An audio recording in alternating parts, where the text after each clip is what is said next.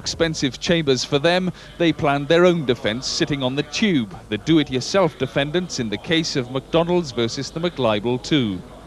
Story starts with this leaflet. In it they alleged McDonald's exploited workers, animals and the environment. McDonald's leapt to the defence of its products and policies. The battle lines were drawn for a libel case. But after 3 years, 180 witnesses and 40,000 pages of evidence, the trial has finally finished.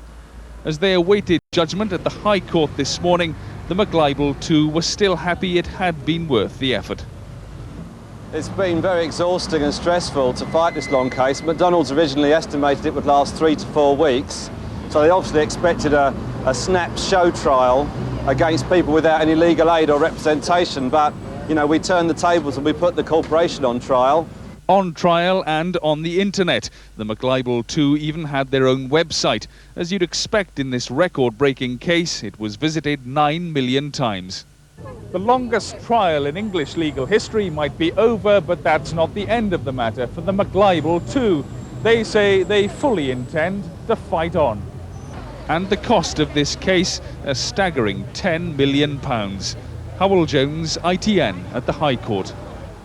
Well, our Home Affairs editor is at the High Court now. Jennifer, you've been in court all morning. Give us the details of the judgment. Well, as you reported, the judge found that in terms of the main allegations, they weren't true. Those were that McDonald's was guilty of causing starvation in the Third World and the destruction of vast areas of rainforest, and that eating McDonald's causes cancer. And the two defendants were ordered to pay £60,000 in damages. But on a number of smaller points, the findings went against McDonald's.